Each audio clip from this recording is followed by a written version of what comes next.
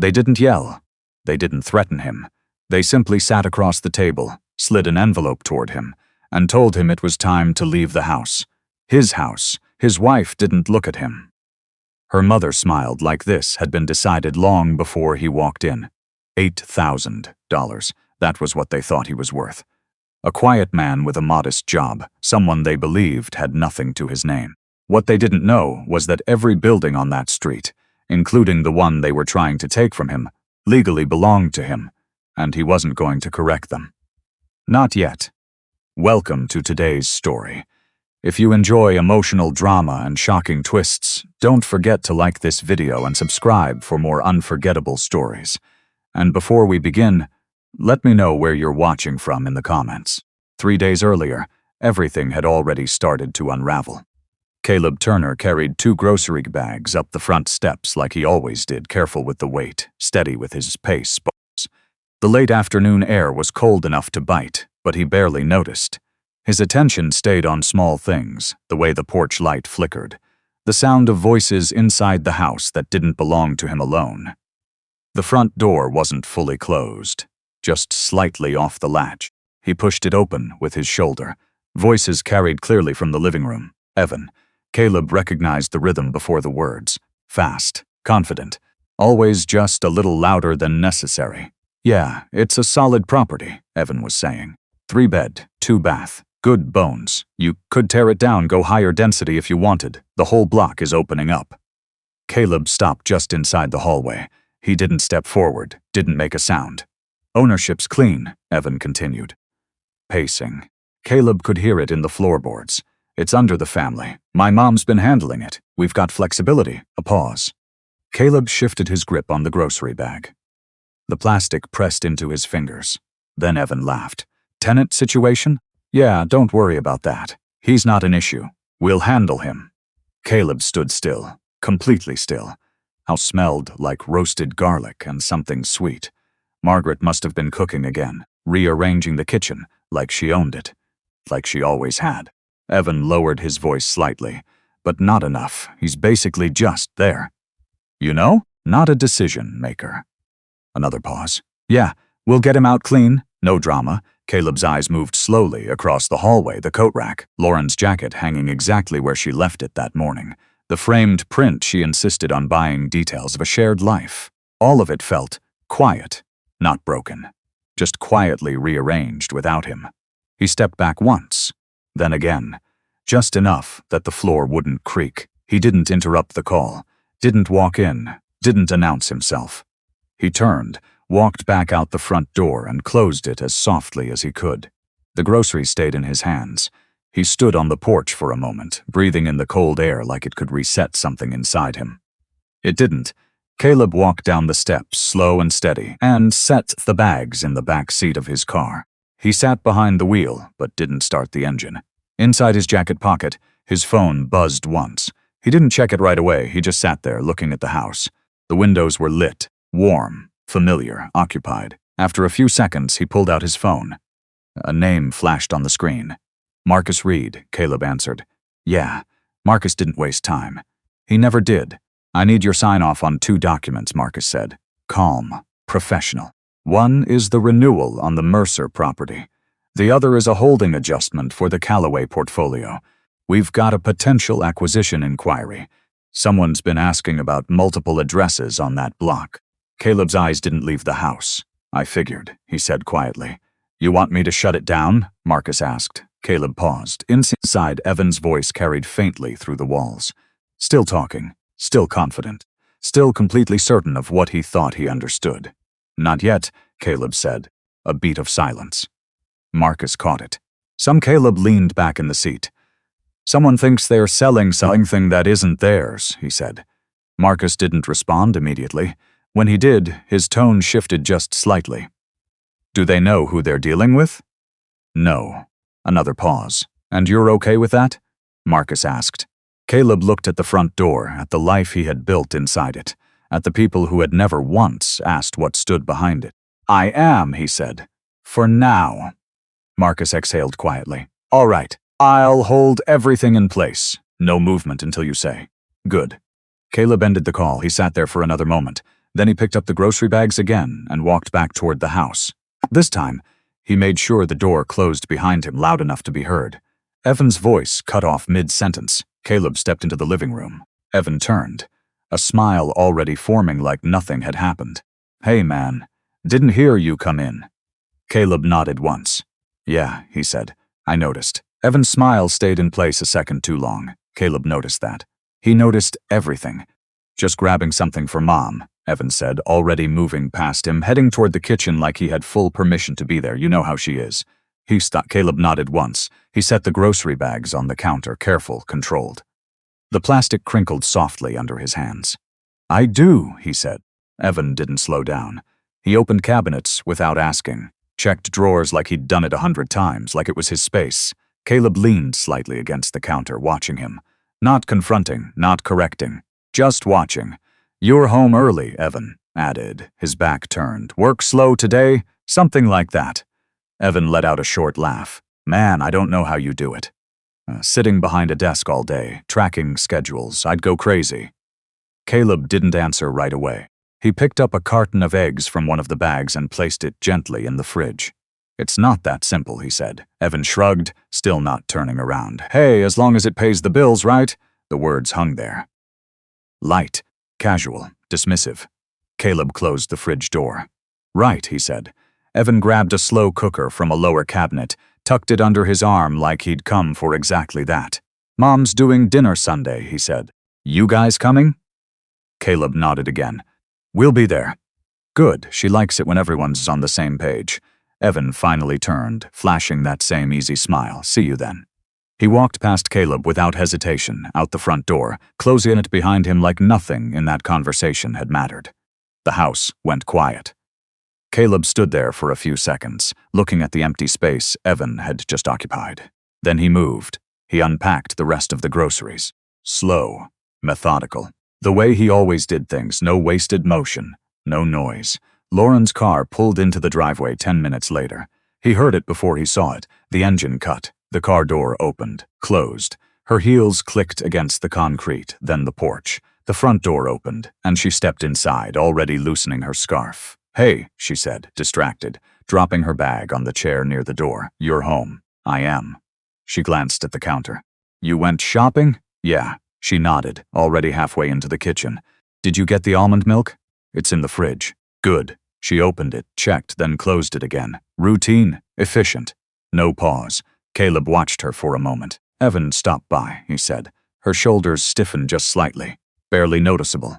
"Oh," she said, not turning around. "What for?" "Slow cooker." "That makes sense," she replied quickly.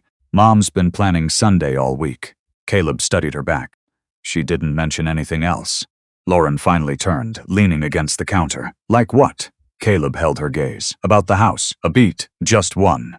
Then she shook her head lightly. "No, why would she?" Caleb didn't answer immediately. He walked past her, grabbed a glass from the cabinet, filled it with water, took a sip. "She didn't say anything about changes," he asked. Lauren frowned slightly. "What kind of changes?" Caleb set the glass down. "Ownership. Plans. Selling." The word lingered. Lauren's expression shifted again. Not fear. Not quite. To calculation. "I think you're overthinking it," she said. "Evan's always talking big. Half of what he says never happens." Caleb nodded slowly. "Maybe." She stepped closer, brushing past him to grab something from the counter. "You shouldn't let that stuff get to you," she added. "It's not your responsibility anyway. Not your responsibility." Caleb felt the words settle, heavy, final. He looked at her, really looked this time, at the way she avoided his eyes just slightly, at the way her tone softened just enough to sound reassuring, at the space between what she said and what she knew. "You're right," he said. Lauren relaxed a little. "Good, because I don't want you stressing over things that don't matter." Caleb gave a small nod, of course. She smiled faintly, satisfied, and moved on, already talking about something else. A client, traffic, dinner plans. Caleb listened where he needed to, responded when expected, but his attention had shifted. Not to her, not to the house, to something underneath all of it. Later that night, after Lauren went upstairs, Caleb stayed in the kitchen. The house was quiet again. He pulled out his phone and opened his email. 2 unread messages from Marcus. He opened the first, updated filings attached. Minor adjustments only, everything remains under your control. Caleb skimmed the documents quickly. LLC structures, property titles, clean, untouched, exactly the way he had built them. He opened the second email. Subject line, inquiry activity, Callaway Block. His eyes slowed, 3 addresses listed, then 5, then 9, all of them his. Below that, a note. Multiple informal approaches, 1 formal interest pending, no agreements executed, waiting on your instruction. Caleb leaned back slightly in the chair. 9 properties, 1 block, every one of them invisible to the people living inside them. He closed the email, then opened his phone's phone call log, scrolled once, tapped a number. Marcus answered immediately. You saw it? Marcus asked. I did. You want me to flag legal now or keep it quiet? Caleb looked toward the staircase, listened to the faint sound of movement upstairs. Lauren, moving through the house like it belonged to her, like it always had. Keep it quiet, Caleb said. For now. Marcus paused. You're sure? Caleb's gaze shifted back to the kitchen, to the counter, to where Evan had stood earlier, talking about selling something he didn't own. I want to see how far this goes, Caleb said. A longer pause this time. Understood, Marcus the call. He sat there for a moment longer. Then he stood, turned off the kitchen light, and headed upstairs.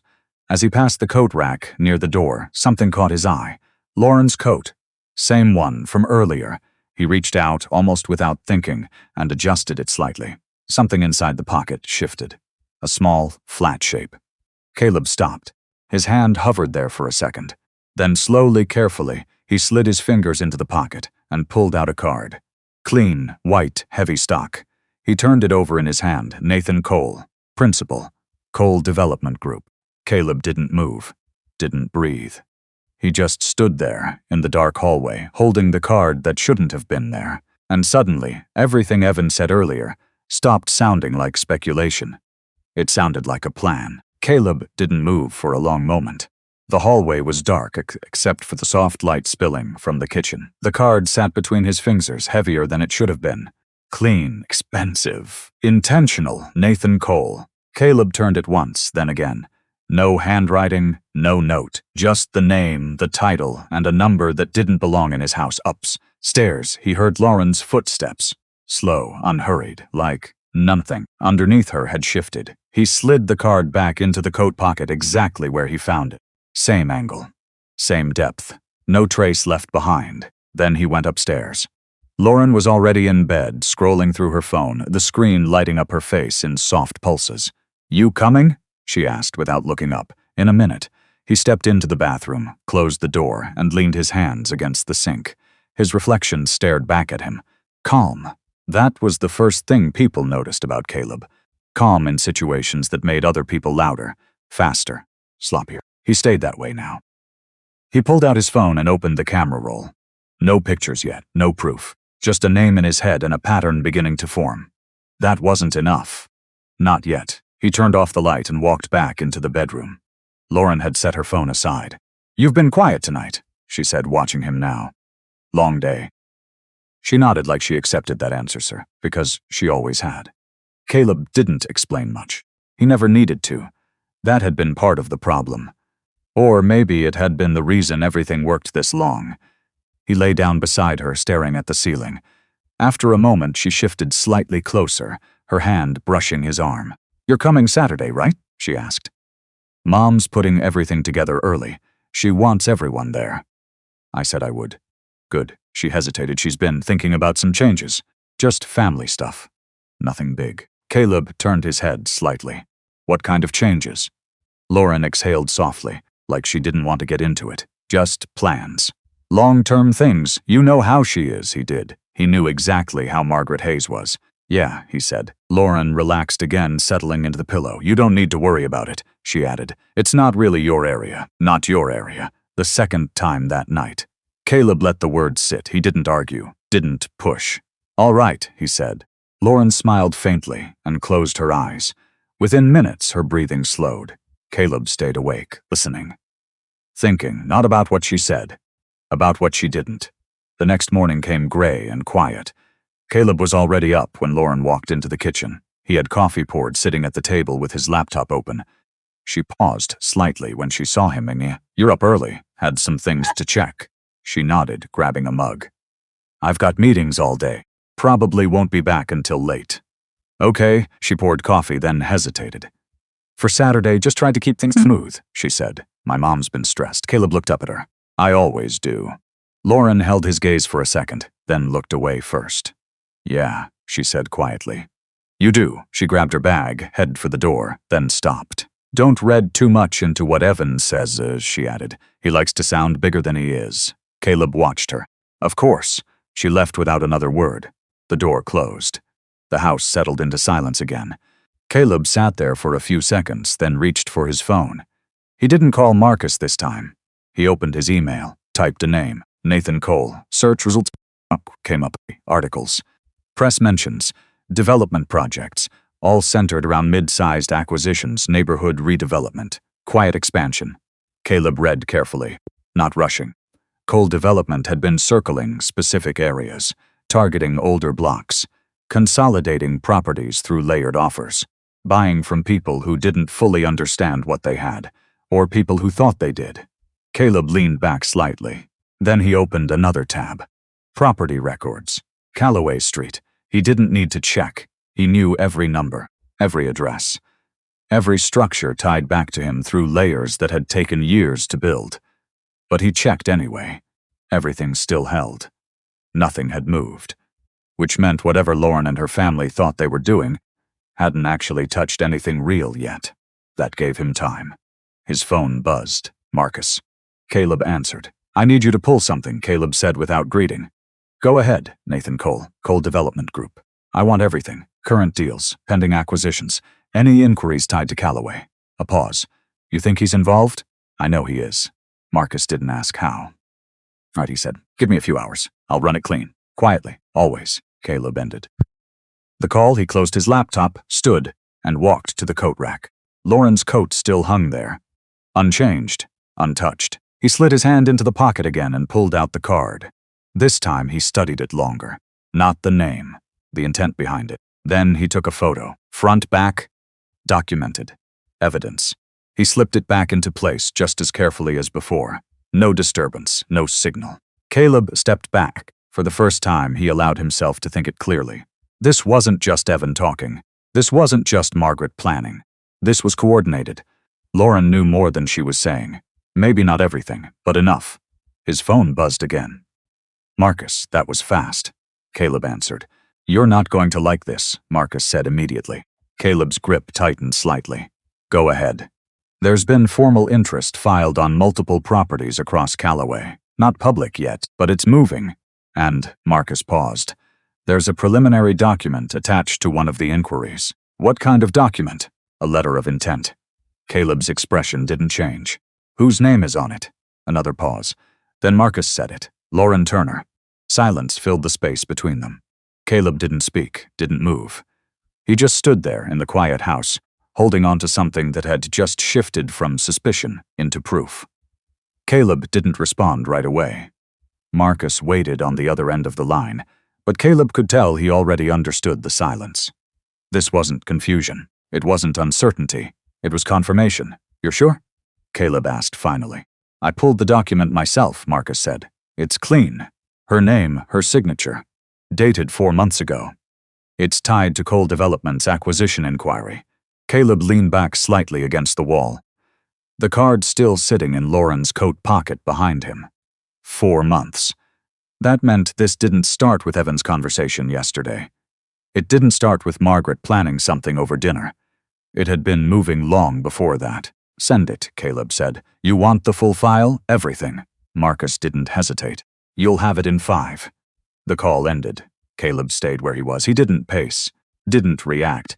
He just stood still and let the timeline settle into place. 4 months of paperwork, at least 6 weeks of inquiry activity, multiple addresses, and Lauren's name attached to all of it. Upstairs, the house creaked softly as it always did when someone moved through it. Familiar sounds, familiar rhythms. But something underneath it had shifted. Not loud, not visible. Just enough that nothing felt stable anymore. His phone buzzed. Email. Caleb opened it immediately. Marcus worked fast. The file was organized. Clean. structured, exactly the way Caleb would have done it himself.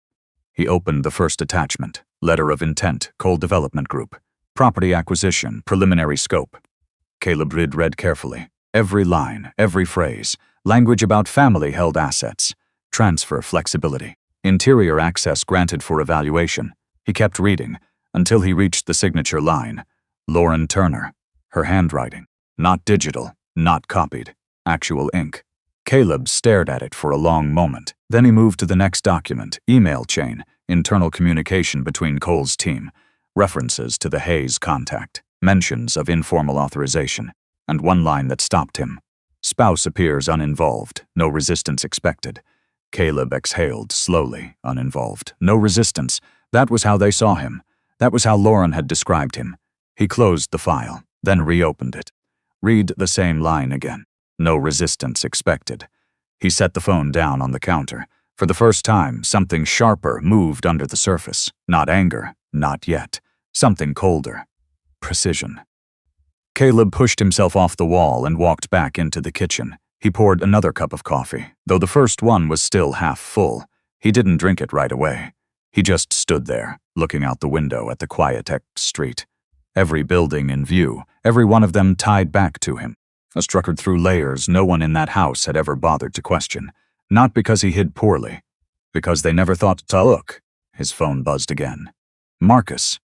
Caleb answered. You saw the emails? Marcus asked. I did. A pause. You want to move now? Marcus said. We can shut this down before it goes further. Send a notice. Flag ownership. End it. Caleb shook his head slightly, even though Marcus couldn't see it. No. Another pause. Longer this time. You're letting it run? Marcus asked. I want to know how far they think they can go, Caleb said. Marcus exhaled quietly. That includes her.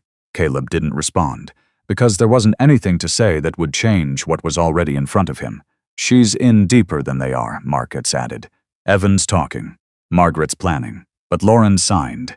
Caleb picked up his coffee and finally took a sip. It had gone cold. I know, he said. So what's the play? Caleb looked at the table. At the space where in a few days they would all sit together again. Smiling, talking, acting like everything belonged to them. Nothing yet, he said. Marcus didn't argue. That gives them time, he said carefully. It gives me clarity, Caleb replied. Silence settled between them. Marcus understood. All right, he said. I'll keep monitoring.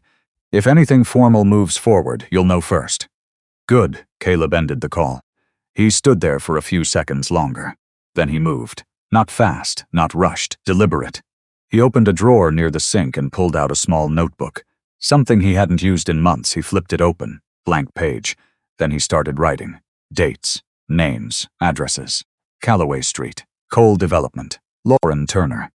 He didn't write emotions, didn't write questions, just facts, structure, because facts didn't shift, people did. He closed the notebook and slid it back into the drawer. Then he reached for his phone again. This time he opened a different file. Property overview. 9 entries, each one clean, each one complete, each one his. He scrolled slowly, confirming what he already knew. Nothing had moved. No transfers, no filings, no changes. Whatever Lauren thought she was doing hadn't actually touched ownership. Not yet. That mattered. It meant this wasn't loss. It was attempt. Caleb locked the phone and slipped it into his pocket. The front door opened behind him. Lauren, earlier than expected. He didn't turn right away. He heard her steps, slower than usual, measured. You're home, she said. Yeah, she set her bag down. There was a slight hesitation in the air, not obvious, but enough. You didn't go into the office, she asked. Worked from here. Must be nice, she said lightly. Caleb turned then. Looked at her. There was something different in her posture now. Not guilt. Not exactly, more like awareness, like she was measuring something. You all right? She asked. I'm fine. She nodded, but didn't move closer. Mom wants everyone there early Saturday, she said. Not just dinner. She wants to talk through some things first. Caleb held her gaze. About the house? Lauren hesitated. Just for a second. Then she nodded. Yeah, she said. It's time to make decisions. Caleb didn't respond immediately. He stepped past her, grabbed his jacket from the chair. I'll be there, he said. Lauren watched him. You don't need to get involved in everything, she added. Some of this is family business. Caleb paused at the door. His hand rested on the handle. He didn't turn around. "Understood," he said. Then he stepped outside.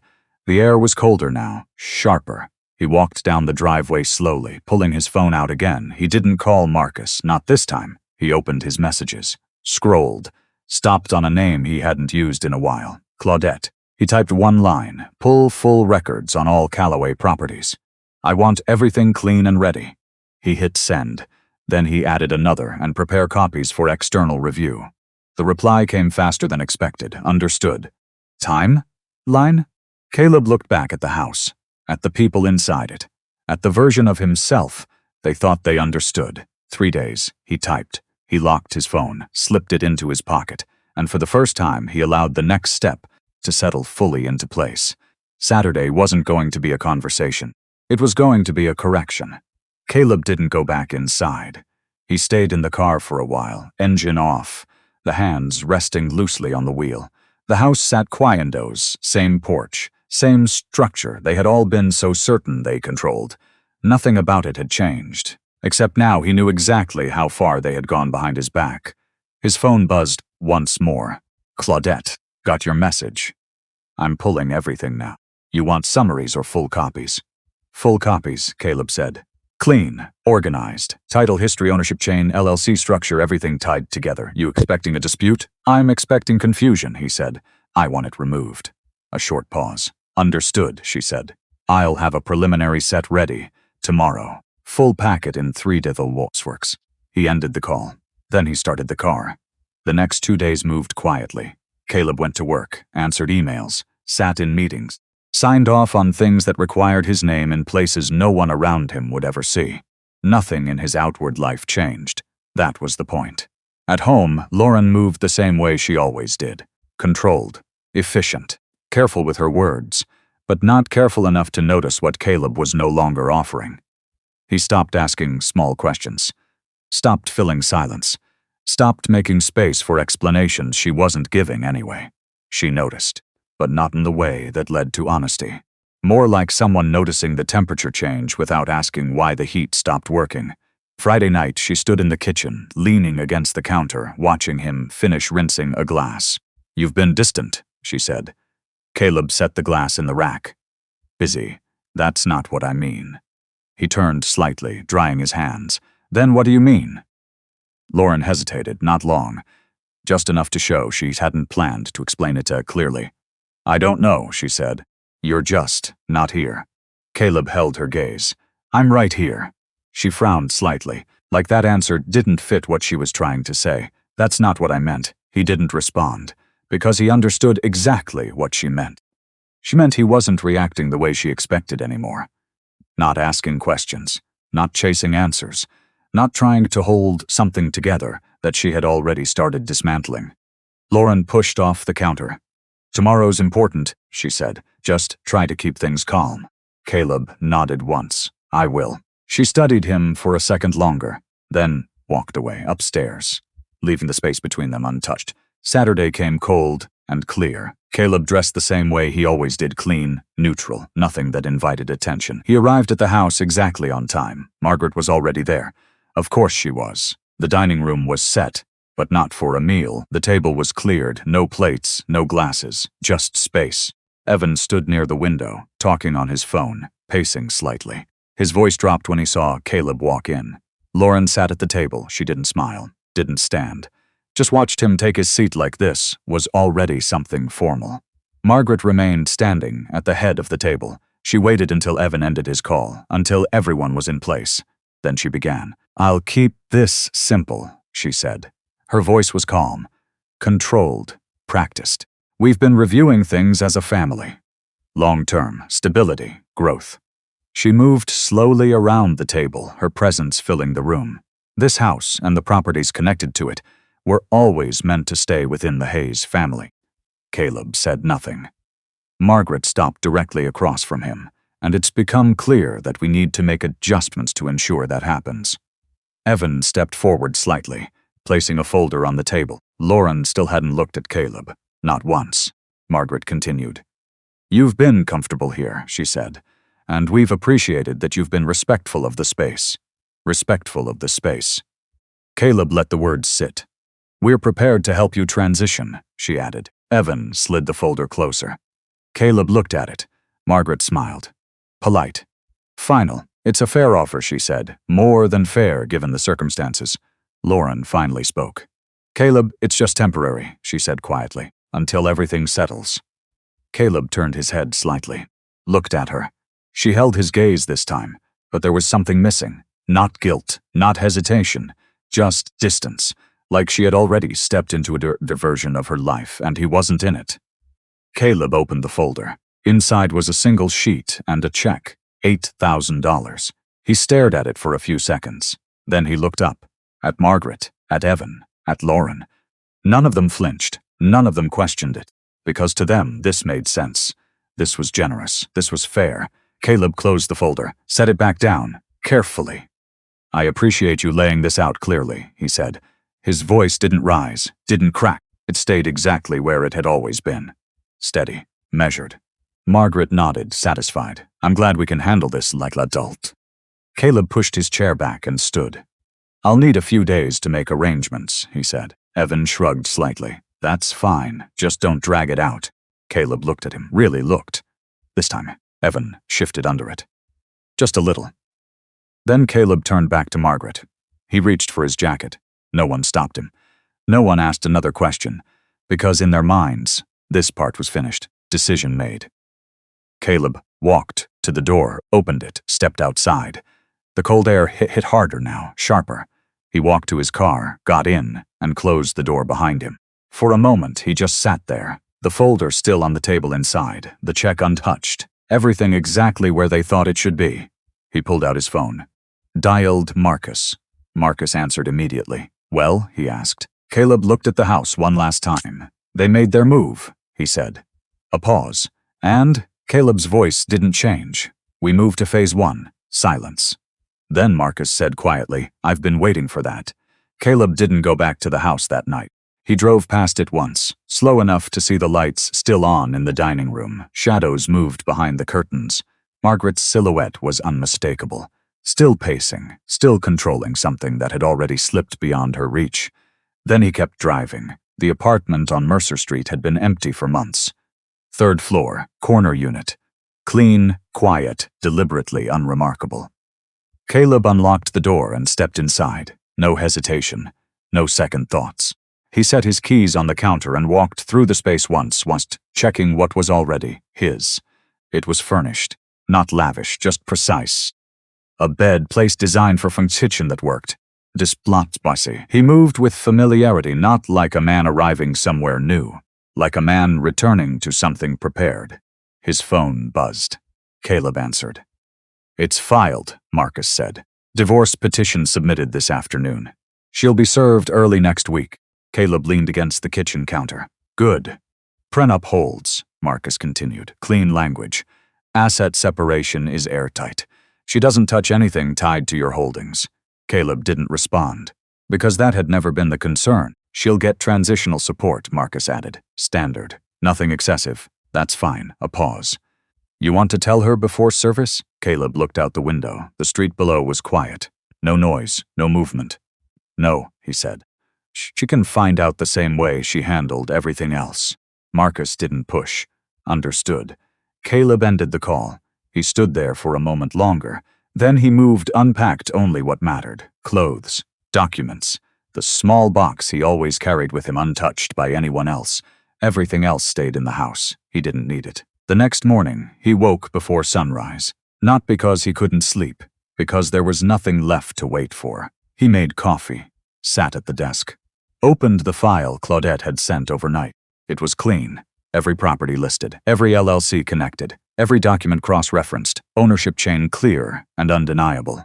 He scrolled slowly. 9 properties. Every one of them tied back to him through layers no one in that family had ever questioned, because they never thought to. His phone buzzed again. Claudette. I've got everything ready for print, she said. Hard copies by tomorrow.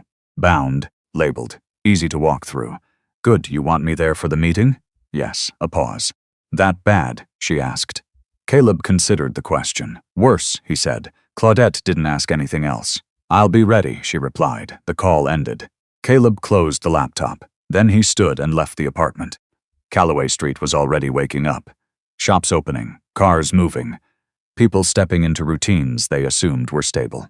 He walked the length of the block slowly, the coffee shop, the corner store, the parking structure Evan used every day without ever wondering who owned it. Caleb stopped briefly in front of each one. Not to admire, to confirm. Everything's still his, everything's still intact. That was all that mattered. By the time he reached the end of the street, his phone buzzed again. "Unknown number," he answered. "Mr. Turner," a voice professional. "Controlled, yes. This is Daniel Brooks. I represent Cole Development Group." Caleb didn't respond immediately. "I understand there may have been some confusion regarding property inquiries tied to Calloway Street," the man continued. "We're hoping to clarify ownership positions before moving forward." Caleb's gaze shifted slightly toward the house at the center of the block. "Clarify what exactly?" he asked. A brief pause. "Our understanding is that the Hayes family has authority over multiple properties in that area," Brooks said. "We've been working through their representative." Caleb let that sit. Then he spoke. "You've been given incorrect information," he said calmly. Another pause, longer this time. "I see," Brooks said carefully. "Would you be the appropriate contact for ownership verification?" Caleb didn't answer right away, because that question mattered. Timing mattered. "Not yet," he said. Silence on the other end. "If you're serious about acquiring anything on that block," Caleb added, "you'll want to make sure you're talking to the right person." Brooks adjusted his tone immediately. "Of course. We appreciate the guidance. When would be a better time to revisit this?" Caleb looked down the street again, at the illusion that was about to collapse. "I'll let you know," he said. Then he ended the call. He didn't save the number, didn't need to, because Cole Development wasn't the problem. They were just another piece of it. The real issue was inside that house. He turned and walked back toward it. Not to go in, not yet. Just close enough to see the front door open. Lauren stepped out. She looked around like she was expecting something, or someone. Her phone was in her hand. She checked it once, twice. Then she stepped off the porch and started down the driveway, toward the street, toward him. She stopped when she saw him. A flicker crossed her face. Surprise, then something else. Relief. "Caleb," she said, walking closer. "I've been trying to reach you." He hadn't checked his messages. "Didn't need to. What's wrong?" he asked. Lauren hesitated. Then she stepped closer, lowering her voice. "Something's off," she said. "Mom got a call this morning. From a lawyer. About the house." Caleb watched her. "They're saying the ownership records don't match what we thought," she continued. "There's another entity involved. Some holding company." Her voice tightened slightly. "They said we might not actually have control." Caleb didn't react, not outwardly. Lauren searched his face. "Do you know anything about that?" she asked. He held her gaze. Calm, steady. "No," he said. Lauren exhaled, but it wasn't relief. It was uncertainty. "They're asking for documentation," she said. "Mom wants everyone back tonight. She thinks it's just paperwork," but she stopped because even she didn't believe that. Caleb nodded once. "Then you should get your documents together," he said. Lauren stared at him. "You're not concerned?" Caleb tilted his head slightly. "Should I be?" She didn't answer. Because for the first time, something didn't line up. Not in the way she expected. Not in the way this situation was supposed to go. Caleb stepped past her, walked toward the car. Lauren turned. "Caleb," she called. He stopped, but he didn't turn around. "If something's wrong with the house, with everything, we need to handle it together," she said. "Together." "Caleb, let the word settle." "I'll be there tonight," he said. And this time it wasn't a promise, it was a warning. The room didn't feel like a home anymore. It felt like a meeting. Margaret had rearranged the space. Chairs pulled closer to the table. Papers stacked neatly in front of her. Evan standing instead of restless, like he needed to prove he was still in control of something. Lauren sat to the side, arms folded loosely, eyes moving between them. Caleb walked in last. No one greeted him. No one offered him a seat. He pulled one out himself and sat down. Margaret didn't waste time. "The lawyer was very clear this morning," she said. "There's an issue with the title records." Caleb said nothing. Evan stepped in quickly. "It's probably just a holding structure," he said. "Some shell company. Happens all the time. We just need to trace it back." Margaret nodded like that explanation satisfied her. But until we do, she continued, we need to be careful about how we proceed. Lauren glanced at Caleb. Just once. Then back to the table. Caleb leaned back slightly in his chair. Proceed with what? He asked. Margaret's eyes sharpened. The property transition, she said. The sale. There it was. No hesitation now. No soft language. Just the plan, spoken out loud. Evan moved closer, placing his hands on the table. We already have interest lined up, he said. Developers ready to move. This is a timing issue, not a structural one. Caleb looked at him. Based on what authority? Evan blinked once, then recovered. Family authority, he said. This has always been our block. Caleb let the silence stretch. Not to challenge. To let the weight of that assumption sit in the room. Margaret stepped in again. We don't need to complicate this, she said. The paperwork will be corrected. It always is. Caleb nodded slowly. Of course, Lauren shifted slightly in her seat. You don't seem surprised, she said. Caleb turned his head toward her. I'm not. Her eyes narrowed slightly. Why? Because he already knew exactly what they were trying to take. Because he had built it, piece by piece while they sat at that same table, believing he was just passing through. Because every decision they were making was based on something that didn't exist. But he didn't say any of that. I've seen title issues before, he said simply. Evan scoffed. Not like this, he said. This is bigger. Caleb met his gaze. Is it? Evan hesitated. Just a fraction. Then pushed forward. We've already moved money on this, he said. Deposits. Preliminary agreements. This isn't theoretical. Margaret turned toward him sharply. You didn't mention that. Evan's jaw tightened its handle. Caleb watched the shift, the first crack. Small, but real. Lauren looked between them. What kind of deposits? She asked. Evan waved it off. Nothing that matters yet. Caleb leaned forward slightly. How much? Evan didn't answer right away. Margaret stepped in again, voice firm. That's not relevant right now. Caleb held her gaze. It is if you're making decisions based on money that doesn't belong to you. The room went still. Lauren's eyes moved to Caleb again.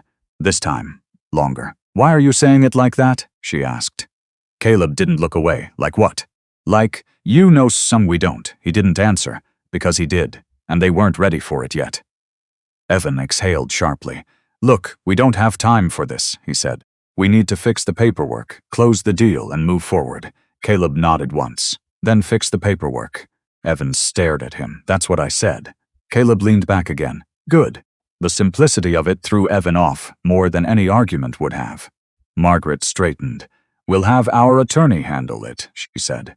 We'll get confirmation on ownership, correct any discrepancies, and proceed. Caleb stood, just like that. No announcement, no explanation. Lauren looked up at him. You're leaving? I've got work, he said. This is important, she pressed. Caleb looked down at her. It is, he said. That's why I'm letting you handle it. Something in that answer didn't land the way she expected. Not support, not agreement, something else. Distance. He picked up his jacket. Evan scoffed again. Yeah, go handle your emails, he muttered. Caleb paused at the door, not turning, not reacting, just letting the comment sit behind him, then felt colder than before. The air felt colder than before, sharper. He walked down the driveway, pulling his phone out as he reached the street. Marcus picked up on the first ring. Well? He asked. They're moving money, Caleb said. A pause. How much? Enough to matter, Caleb replied. Evan didn't want to say it out loud. Marcus exhaled slowly. That complicates things. No, Caleb said. It clarifies them. Another pause. You're ready for the meeting? Marcus asked. Caleb looked back at the house, at the people inside it, at the version of reality they were still trying to hold on to. Yes. Marcus's voice lowered slightly. Everything's prepared. Documents, ownership chains, filings, it's clean. When you walk in, there's no room for argument. Caleb nodded, even though Marcus couldn't see it. Good. And Caleb, Marcus added, once you open that folder, there's no going back. Caleb's grip tightened slightly on the phone. He already knew that. This wasn't about proving something. It was about ending it. I'm not going back, he said. He ended the call. For a moment, he just stood there. Then his phone buzzed again. Claudette, I've got something you need to see, she said. What is it? A wire transfer record, she replied. Evan didn't just talk about access to those properties. He sold it. Caleb's expression didn't change. How much? 40,000, she said, from an investor group out of state, based on the assumption that he could deliver those properties. Caleb looked back at the house one more time, then away. Send it, he said. It's already in your inbox. He opened the file. Read it once, then again. Clear, documented, traceable. Evan hadn't just been wrong. He had crossed a line that didn't move quietly. Caleb closed the file. His next step settled into place without hesitation. He typed a single message to Marcus. Add fraud documentation to the presentation. 3 dots appeared. Then Marcus replied, done. Caleb locked his phone, slipped it into his pocket. And for the first time since this started, the outcome wasn't just inevitable. It was scheduled. The meeting was set for Monday morning, not at the house, not at Margaret's table. At the small conference room inside the commercial building at the end of Calloway Street, neutral ground. Caleb arrived first. Of course he did. He set the folder down on the table. Thick, structured, every page labeled, every document placed in a sequence that didn't require explanation. Claudette sat to his right, already reviewing the index. She didn't speak, didn't need to. Her presence alone shifted the tone of the room. Professional, controlled, unemotional. Caleb appreciated that. The door opened. Margaret walked in first. She paused for half a second when she saw Claudette. "Who is this?" she asked. "My property manager," Caleb said. Margaret's eyes flicked between them, then she sat down slowly. Evan came in next. His usual confidence was thinner now. Not gone, just stretched. Lauren followed last. She didn't look at Caleb when she sat down. She looked at the folder instead, like she already knew it mattered. Caleb waited until everyone was seated. Then he opened it. "I think the fastest way to clear this up," he said calmly, "is to go through the actual documentation." Margaret crossed her arms. "That's exactly what we've been asking for." Caleb nodded. "Good." He pulled out the first page, placed it flat on the table.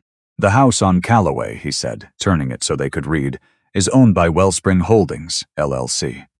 Margaret leaned forward slightly. "That's the entity the lawyer mentioned," she said. "We're already looking into it." Caleb didn't respond to that.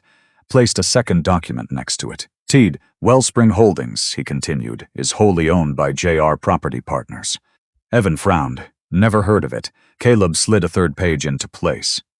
"JR Property Partners is registered to me." Silence. Not loud, not dramatic, just complete. Margaret blinked. "Not possible," she said. Caleb met her eyes. "It is." He didn't raise his voice. Didn't push. He just let the document sit there. Real, verifiable, unmoving. Evan leaned forward, scanning the page. "This could be layered ownership," he said quickly. "You could be listed as I am the owner," Caleb said. Flat, final. Lauren hadn't moved. Not yet. Her eyes were fixed on the papers, reading, processing, trying to reconcile what she was seeing with what she believed. Caleb didn't stop. He pulled out another document. "The building we're in," he said, placing it down, same structure. Another. "The parking garage you've been using every weekday, Evan." Evan's hand froze on the table. Another. "The coffee shop on the corner." Margaret's face tightened. Another. "The retail that's across the street." The stack grew, one by one, each document aligned, each one connected, each one leading back to the same place. Caleb. "I own 9 of the 12 properties on this block," he said. No emphasis, no performance, just fact. The room felt smaller now. Evan sat back slowly. That's not," he started, then stopped, because there wasn't a version of that sentence that made sense anymore. Margaret straightened. "You've been living in our house for 6 years, she said, voice tightening. Caleb looked at her. "No," he said. "You've been living in mine." Lauren finally looked up. Her expression had changed. Not shock, not fully. Something closer to realization, like pieces moving into place too late. Caleb didn't give her time to speak. He turned to Evan. "The investor group that wired you $40,000, he said, sliding a new document across, has already retained counsel. Evan's face went pale. "That's not documented," Caleb said. "Your emails, your representations, your claim that you had access to properties you don't own." Evan stared at the paper, didn't touch it, because he knew. Margaret turned sharply. "You took money," she demanded. Evan didn't answer. Lauren's voice came next. "Quiet. What about the deal?" she asked. Caleb looked at her. "I know about Nathan Cole," he said. Her breath caught, just slightly. "I know about the letter of intent," he continued. "Your signature, your access, your involvement." He slid another set of documents toward her. She didn't reach for them. Didn't need to. She recognized them. Caleb's voice didn't change. You weren't negotiating, he said. You were delivering something you didn't own. Lauren finally spoke. I thought. He stopped her with a look. Not anger. Not loud. Just enough. You thought what? He asked. She didn't answer, because there was no version of that sentence that didn't expose everything. Caleb reached into the folder one last time, pulled out a final document, placed it in front of her. Divorce filing, he said. Lauren's eyes dropped to it. Her hands stayed still in her lap. The room held its breath. Margaret didn't speak. Evan didn't move, because for the first time, none of them had control over anything happening in front of them. Caleb closed the folder. I never needed you to know what I had, he said quietly. I needed you to respect what was already there. No one responded, because respect had never been part of the equation. He stood. Claudette stood with him. The sound of chairs shifting broke the silence. Caleb picked up the folder. He didn't look at them again. Didn't wait for questions. Didn't offer explanations. Because everything that mattered was already on the table. He walked to the door, opened it, stepped out. Claudette followed. The door closed behind them. For a moment, the hallway was silent. Then Claudette spoke. That went exactly how it needed to. Caleb nodded once, but he didn't feel anything. Not satisfaction, not relief. Just clarity. His phone buzzed. Marcus, Caleb answered. It's done, he said. A pause. And? Marcus asked. Caleb looked out through the window at the street below. They know. Another pause. Good, Marcus said, because the investor group just filed. Caleb's gaze sharpened slightly. Filed what? A civil claim, Marcus said. Fraud, misrepresentation. They're naming Evan and anyone connected to the deal. Caleb didn't respond immediately, because he already knew what that meant, not just for Evan. For Lauren, for everything she had touched. They're asking for full discovery, Marcus added. Every document, every communication. Caleb looked back toward the closed door behind him, where everything had just collapsed. Let them have it, he said. Then he ended the call. And for the first time, the consequences weren't just coming. They had already started. The message came 3 weeks later. Caleb didn't open it right away. He already knew who it was from. Lauren. The name sat on his phone's longer than it should have, not because he hesitated, just because it didn't carry the same weight anymore. He read it once. Short, careful, almost restrained. She said she understood now, said she wanted to talk not about the house or the deal, but about everything else, about them. Caleb locked the screen. He didn't reply, not out of anger. That part had already passed. There was nothing left to prove, nothing left to defend, and more importantly, nothing left to rebuild. He set the phone down on the desk in his new office, smaller than the one he could have had. Quieter, on the second floor of the same street she once tried to sell. Outside the window, Calloway Street looked different now. Cleaner, alive in a way it hadn't been before. The empty retail space across the corner had reopened, a bakery this time. The owner was a woman in her 40s who had been turned down twice by larger leasing companies before Caleb approved her personally. No negotiation games, no inflated terms. Just a fair lease and a chance. The coffee shop next door had expanded their seating. The owner had shaken Caleb's hand like it meant something more than a business agreement.